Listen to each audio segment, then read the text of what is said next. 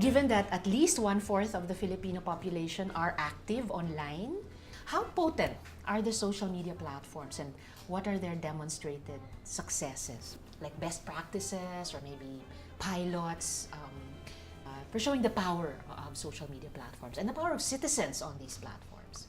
Yeah. Yeah. I could think definitely of two. One is the one I was engaged with.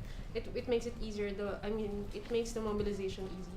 If you remember the 1 million people march. Yes, So it was like exactly. a very expansive. Even in this abroad, right? In the Yes. States, there was like this march. So I think that's one effective. Success. No, It that- wasn't easy to mobilize, but it No. would just happen in social media, and that itself, I think, is successful. And it was the envy of activists last year, let me Exactly. tell you. Wow, to mobilize 100,000 people or more. Mm-hmm. Really. So very that's respectable. I think one, and then the anti-EPAL. So I actually saw like there was reported this tarpaulins in Commonwealth. I live in Yes. Fairview, so Ah. I passed through the long stretch of Commonwealth. So Ah. before, when there was no anti-EPAL, blatantly, like these politicians would post like Right. Happy New Year, even if it's already February, and or like Happy for Valentine's. or like the what do you call this? This is a project of with their half of the tarpaulin is their face. Yeah. So as this campaign, it facilitated like, you'll see diminishing tarpaulins in Commonwealth Avenue, which is, I think it's very successful. Yes. So that's one. Before the million people march, the one that the pre 2000s generations could point to was ANSA-EAP. Yeah. Because Through they're text. through That's right. text and websites that young people mostly put up to make invite anti-corruption advocates to converge at that historic intersection on EDSA. But really, the high point, I agree, was the million people march. It really crystallized people's anger about the shamefulness of that long-standing scams around the pork barrel. You know, DAP has always been there. Yes. Pork barrel has always been there. Yes. No one has really been talking much about it outside maybe the academe and in the academe outside political science or public administration. There was a confluence really of events, and then I think crucial in that confluence is the role of social media. I really don't mind it when people misuse terms in social media or when they when they sort of misdefine terms sometimes, but that's okay. That's part of the challenge, and that's part of the process, and really the process is really an educational one. For instance, you mentioned the anti-EPAL campaign. Right? The word EPAL, I don't know if it's now accepted in our dictionary, but Is it among Scrabble's new 5,000 new words? 5,000 words, yes. Selfie is one. I don't know, maybe Yes, of EPAL should course. be a good candidate. There's also the soon. Aussie. But that's a very good example of political discourse being expanded, being stretched. And now because of that campaign, I think the word has a clearer meaning for us. I don't really agree with some people who use it in a way just to hit at any politician. Politicians have to promote themselves. I think the term has also been abused in a way. But in the process of engaging people in social media, the terminology become clearer, and I think that's very good. There again, the role of social media as an educative tool.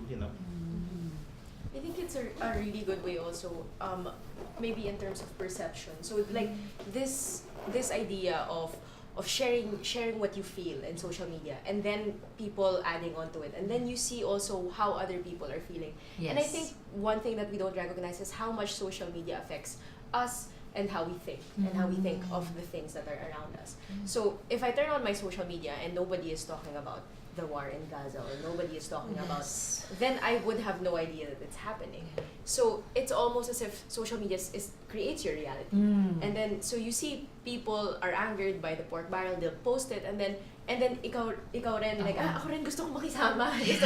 gusto ko rin mag-comment about this. Something resonates in you. Yeah, exactly. And I think the social aspect of the social media is so important because we've been so connected even if we're not physically present with each other, and it forms so much of our perception. And so because you build that, for example, there's so much distrust, there's so much hate, there's so much negativity, and then it takes away attention from important matters. But what is it that we can do? So okay, everybody is angry, but there are initiatives like Check My School, that there are other initiatives on social accountability that people should also hear of, but because our perception is limited to whatever we see on our newsfeed, then it affects our behavior. It affects our attitude towards governance and the country.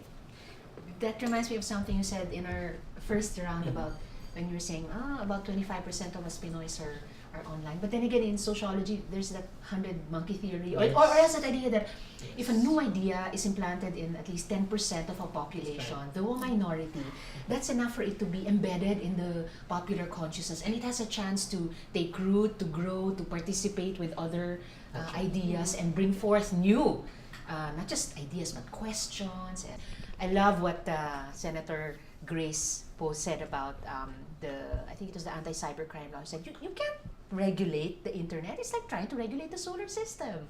So, yes! The mood meter. Yes! Mood meter, yeah. The mood meter. There's this one that I just read the other day. It's about a Filipino in New York who is maintaining a long-distance relationship. It got famous through Humans of New York. That's Yes. beautiful. And yeah. in the mood meter, people feel inspired. Wow. And Filipinos are really hopeless romantics. True. So it's it's precise and it's right. Yes. Because it's inspired and not happy or amused. Yeah. Like I think There are inspired is nuances, such a huh? it's a stronger word. After that, Filipinos are also very into social things, like if people are dating or if they break. We're very up. chismoso. Yes. Exactly. We It's gossip It's a lot. online voyeurism. It's fine. No. No, but it's just funny that in a social media site how there are events in the world happening, but this is so far this is the one that stands out. Yes, and their mood meter is colored. It's Yes. very graphic, so it's got that visual art component as well. So would you like to talk more about that? How how powerful do you think a gauge? It's like, is it like a visual survey of public sentiment about It an is. issue? It's for an that indicator one? of what people are interested in Mhm. and what they would prefer to read. Thinking, okay, if they like this, then maybe we can produce another story or publish another story that's similar to what's getting a lot of ratings or what makes people feel more inspired or angry. Anything else about? I just want to add something about the mood meter, because I remember Maria Reza telling about that mood meter. She said the idea of having a mood meter is really because our feelings affects our decisions. So actually, the idea is if you actually see, so they kind of like consolidate there, and then you will see there like a pattern. So for example, a lot of people are mad at say PDAF, and these are the certain people that they are mad at. So this is somehow affect their political decision or their political leaning towards like deciding, say for example, in the next election. So the SWS then come up with a survey, and they say, oh okay, so it's related because the mood of the people when they had the survey is this. There was this large discussion or debate about the DAP, the PDAP. So it's actually very helpful because we don't really sometimes we think that our decision is really more of the mind, but actually it has something about the heart. So there's a psychology Yeah, you're saying psychology. behind the mood meter, and there may be a certain predictive value to it also. The way we- And it just goes to show that Yeah, people do think with their emotions. of course. And apparently, when they look at it, there's an interesting insight by Maria. It also affects the economy. Like when Yes. people are happy, you will see like the stock market and like, well, people are more engaged, more more on the riskier. beer. Right? So they wanted to spend more. So they Yeah. wanted to like, for example, go out more or whatever. But it has an effect on the economy as well. So the mood meter is just like, you can do a lot of things about it. So Bhutan has a good idea with their gross national happiness. Yeah. Something macroeconomic indicator.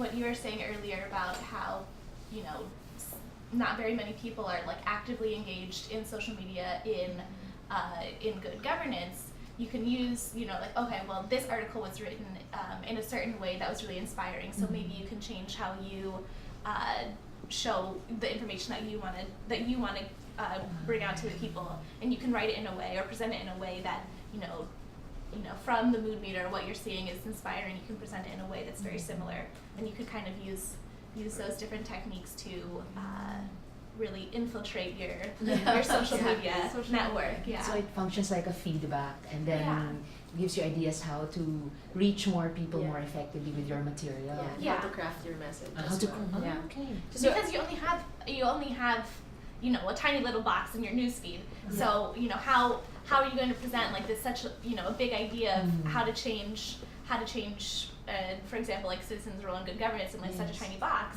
Then you have to really craft it and say, okay, well, from Rappler maybe this is really inspiring, so I want to try and cultivate my message so it's much more poignant.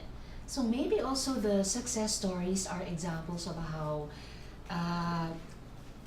social media citizens learned over time how to more effectively talk with each other and mobilize effective actions. Like maybe an accumulation of many of those little boxes shape the understanding and the discourse about the PDAF, about the DAP, and hopefully are teaching us not only about history, like how the Filipino PDAF system was based on the American pork barrel system, but also teaching us how, as you said, the DAP was a mechanism since all the post-dictatorship administration since the time of Cory Aquino, but how there's so much of executive prerogative in it which needs to be clipped, and so now hopefully can power citizen support for budget reform bills, etc.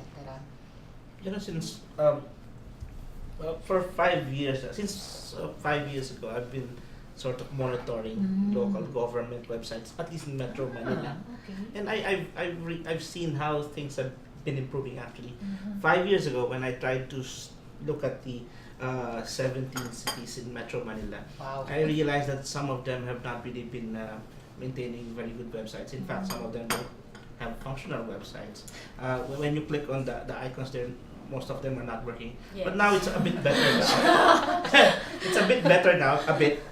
And I also tried to look for 5 years ago when I started doing this, just toying around, exploring. I noticed that 5 years ago there were only 2 barangays in the whole Philippines, and there are about 25,000 Yeah. barangays. There were only 2 who had their own websites. You know? And I realized that there is so much potential in this. We really have a government that is not just monolithic, it's a very segmented structure. I think this is one thing that hasn't been discussed much Yeah.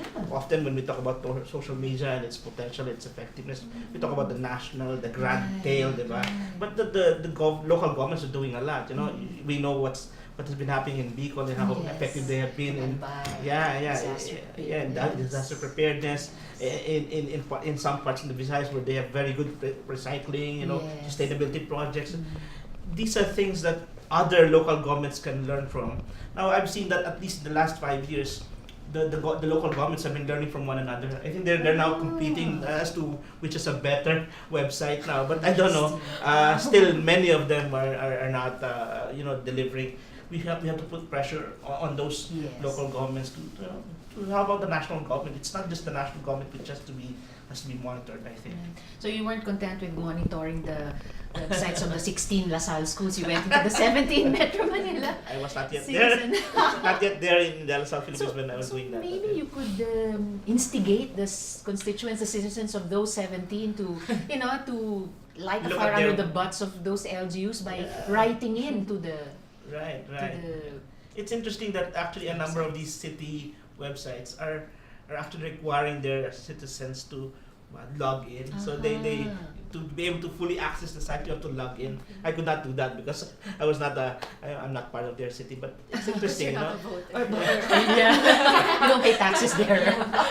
But have you told Chairman Francis of MVA about your monitoring? Maybe No, you it's should drop him a line. It's just a personal, interest project of mine. That's I where wrote everything two short newspaper articles on those, so that's why I know about those. So,